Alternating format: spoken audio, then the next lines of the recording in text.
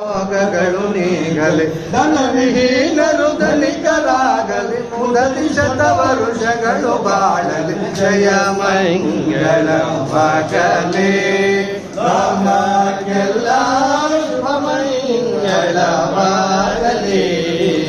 ಗ್ರಾಮ ಪೂಜಿತರಾದ ಜನರಿಗೂ ಸ್ವಾಮಿ ಸೇವಕರಾದ ಅವರಿಗೂ ಪೂಜಿತರಾದ ಜನರಿಗೂ ಸ್ವಾಮಿ ಸೇವಕರಾದ ಅವರಿಗೂ ಕ್ಷೇಮವಿಯಲಿ ಕರುಣದಿಂದ ಶುಭಪ್ರದಾಯಕನಾದ ಶ್ರೀಹರಿ ಜಯ ಮಂಗಳವಾಗಲಿ.